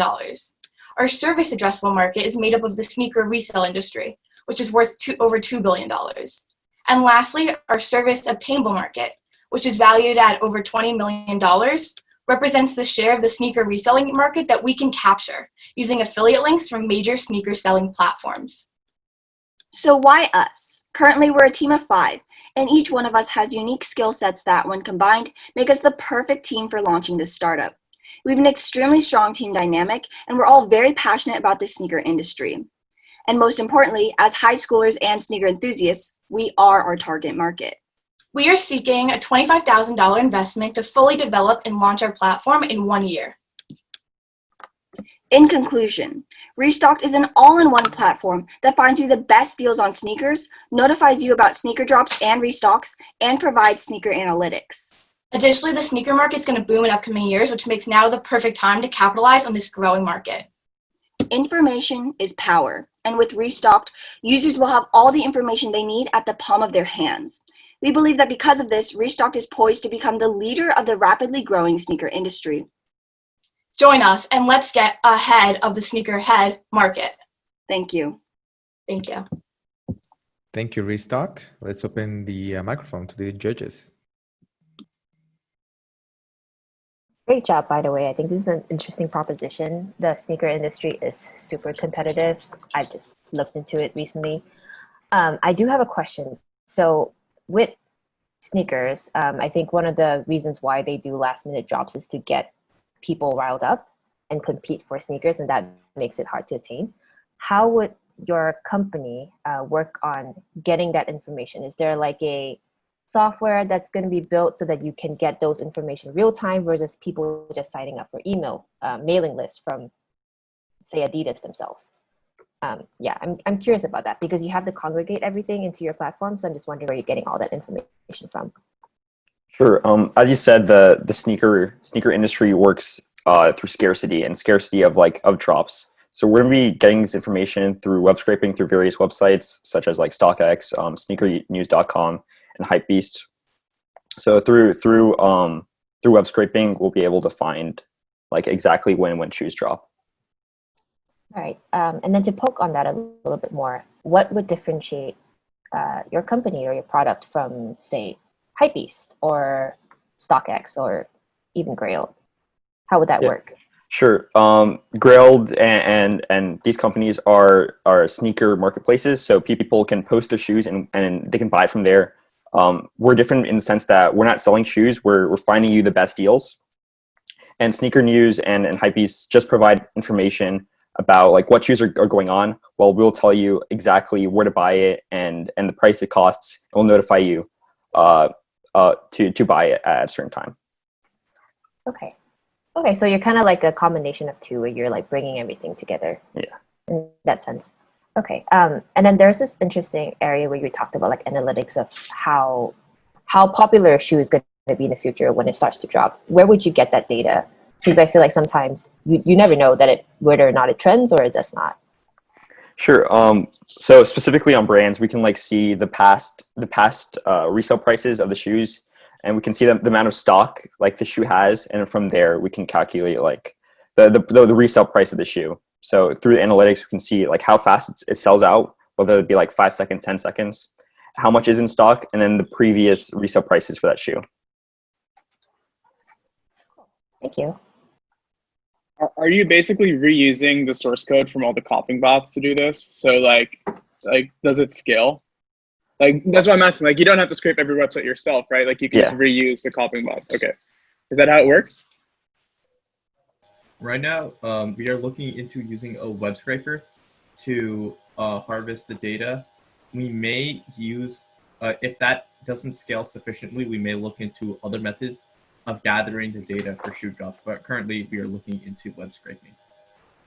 Okay, but the web scraping part, did you guys already build it, or is it still is it not built yet? It's still in development. Okay.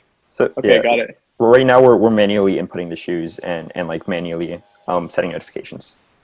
Okay, and yeah, okay, that's good, awesome, thank you.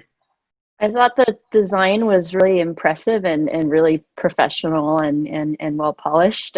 As a designer, I was just blown away by the level of quality there. So good job on that. I had a question on kind of piggybacking on that on Pim's question about how the technology works. So how, let's say that you got this concept up and running. How would you personalize the sneakers and the notifications to the individual users? What would your approach be? Sure. We have a survey at the beginning when you sign up, and from there you'll select like what brands you want and what brands that you're interested in, what brands you like purchasing, and then from there we'll personalize the feed and like only show you brands that you like. So it's a one-time kind of like based on like category tags then basically to start with is what you're saying? Also, I think like the hope is that like once we get the app more like with the survey and everything, like the algorithm, it'll be okay, I like this thing. Okay, let's recommend them that because it's very similar, and like so the more you're on it, the more it'll know and the better recommendations you'll get. Another Does thing, anyone on the team have background in building such targeting, or is that something that you would build onto the team with funding? Yeah, well, that's why we need the $9,000 funding, is so that we can go more into product development, because it's although we have like a very basic MVP, there's still a lot of features that we plan on adding. So that's why we're seeking the funding. Got it. Thanks. Thank you very much, Restocked. I'm gonna put you back as attendees, and now the fun begins. So. Judges, what I would recommend is please turn off your cameras and mute yourselves in this Zoom.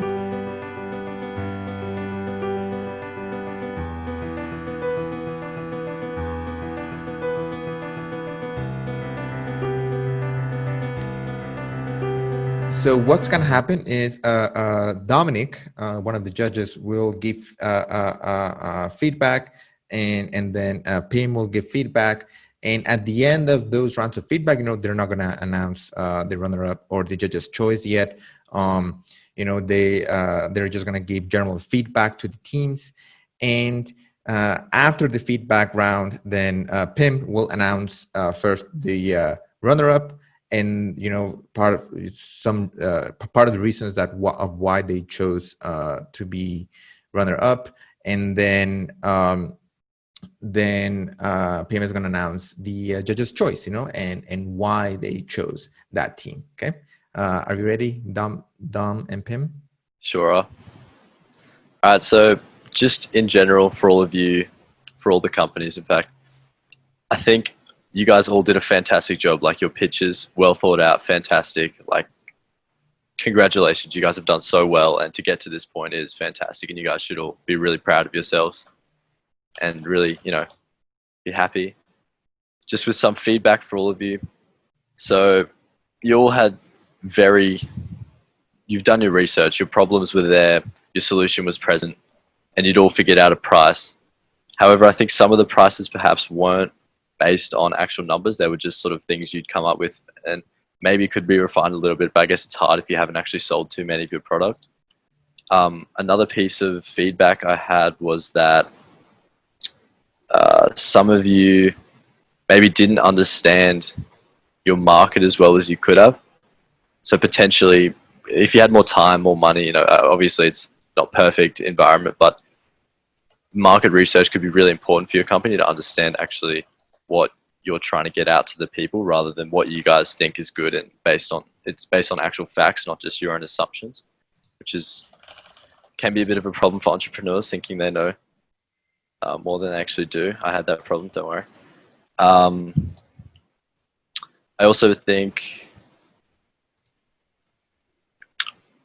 that otherwise that was about all I had to say. So just know your market, know your price, know your product, know who's buying it, and that's about all I had to say. I think you guys did a fantastic job, and honestly, there's not really much I can pick at because you guys all did so well. So really, congratulations and props to you guys. You guys should be really proud of yourselves. So congratulations, guys. Thank you, Dom. So Pim, you want to announce the runner-up, then some feedback to runner-up as to why they were chosen, and then the judge's choice, and then as to why they were chosen.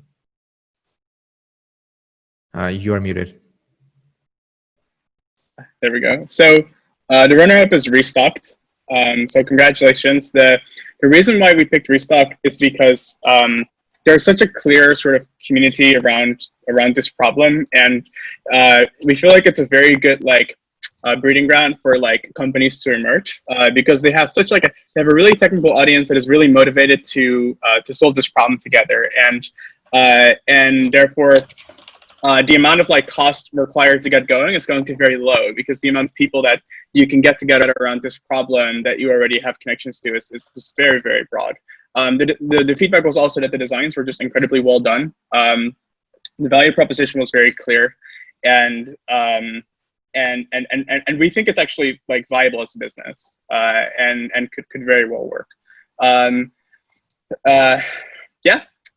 So that's the runner-up. Do you, Sadak, would you like me to proceed immediately to the winner, or do you want to say something first? No, yeah, proceed. Okay, so the winner is Hugs, and the reasons being, you know, the best companies with the best ideas start off as extremely simple ideas that solve a very, very well-defined, clearly illustrated value proposition for someone. And the thing with Hugs is that it wasn't about the amount of output. It was about the amount of thoughtful research that went into understanding the user, crafting, you know, doing less, but doing less the best, and immediately and focusing on the execution of those specific areas that you know matter to your users is exactly how you build a big company. And so it doesn't have to be, you know, a massive solution. It could be a simple, powerful idea that is just extremely well communicated. Hugs, everyone got it immediately. The market was researched. There was an incredible amount of depth that went behind the research around IP and about how copyright would work. And the fact that the Kickstarter was already going, just hats off. You guys are going to crush it. I'm so excited about your future. Cool. Thank you very much, judges. And, you know, it's very important to note that, you know, these are not the top two teams. You know, they just made a better job at explaining and conveying their idea, their problem, you know, the solution to that problem, and just, you know, in terms of visibility, you know, on potential for growth, you know, they just did a slightly better job on the pitch itself. You know, it's not that, you know, the other teams are bad or not. You know, it's just like in this particular pitch and to the judges' eyes, you know, the experienced eyes of the judges, this particular two teams conveyed their product and their service and their market better. You know. So thank you for the judges. Thank you, Dominic. Thank you, Pim. Thank you, Marissa. Thank you, Fernanda. Thank you, Kaylee. Thank you, Scott, for all being here. And I know that you may have some stuff to do, Dominic and Pim, so feel free to peace out. So really, I want to thank, the mentors, to begin with. These mentors are some of the most incredible, some of the most best human beings that I've had the pleasure of working together with. And they willingly donated their time to our students. Some of them are doing their own companies. Some of them are working, top jobs at Google, Amazon, and similar. Some of them are like I said, running their own companies amidst the pandemic. So I really want to thank everyone that was here, sharing their experiences with the students, accompanying them in their journey, laughing with us, crying with us, getting angry and frustrated with us. Thank you to every single member of the mentors.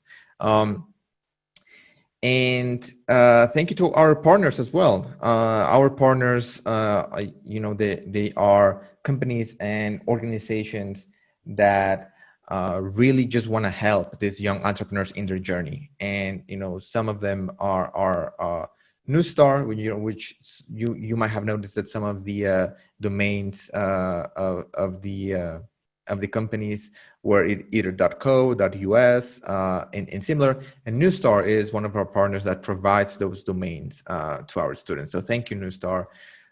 Thank you as well to Webflow for sponsoring some of the accounts that the students were using to launch their website. Webflow is by far, in our experience, the best website builder and launcher currently in the market. Thank you, Webflow, for all these years of supporting our students. Thank you, Icons 8, for providing all the necessary assets to make something look great. Icons 8 is a company that provides music, sounds, icons, photographs, any kind of creative asset that you can imagine, they provide it. So thank you very much, Icons 8, for making the companies look more polished, more professional. Thank you, Icons 8. Thank you, Crimson Education. If you're not familiar with what Crimson is, they are a college consultancy, where they increase the chances of acceptance to the Ivy League, to Oxford, to Cambridge, and a lot more top tier colleges, for high school students. They came and talked to our students, and shared, the insiders' perspective, the tips and tricks to get ahead of everyone else and increase your chances of being admitted. And obviously, a summer program, a powerful summer program helps with that. That's why we have partnered with Crimson, to help their students, increase the case on their essays and similar, and to help Leangap students, also get their essays stronger, when they apply to these colleges. So thank you, Crimson. We do have a constant partnership with them. So if you want, if you are a Leangap family, in the past or soon to become, please reach out to us so that we can intro you to them. We also want to thank Clerky. Clerky is the most, like the easiest way for to incorporate a company. They are the top choice, the top tech law firm choice by Y Combinator and other companies in Silicon Valley. So thank you, Clerky, for supporting our students with discounts and to your legal packages. This would not be possible without Diamond Challenge as well. Diamond Challenge is a very close partner of us, and I would encourage everyone to, after Leangap, go apply to Diamond Challenge. They are a pitch competition that spans the whole world. And, some of the best high school students, some of the best entrepreneurs have, come out of Diamond Challenge. And we always try to find ways that we can help high school students in general, by the hand, with Conrad Challenge. Conrad Challenge is also a pitching competition. a little bit more focused on the science and hardware and technology side, and Diamond Challenge is more on the business and social impact. And these two organizations, along with Leangap, we're always trying to find ways to support high school students around the world. So please consider them. If you want to further your entrepreneurial journey, consider them. To apply to their pitching competitions. You will get. It's a very good way to further your experience. Now, I want to announce something real quick. We have something called the Leangap Forward Fund. Now, what is this Forward Fund? We are very conscious that summer ends and maybe the companies with it. But we are true proponents of continuous education, of continuous growth. And that's why we are having a fund of up to $5,000 for companies with significant traction and still in operation after 6 months. So for example, if one of the companies, let's say Koin, were to continue working on Koin, continue getting traction, continue validating the market, continue staying together, then after 6 months they can get in touch with Leangap and apply to this fund that can range anywhere from $500 to $5,000, to completely equity free. There's no equity taken. It's just a grant basically. And we hope that with this grant we help the students propel their careers forward.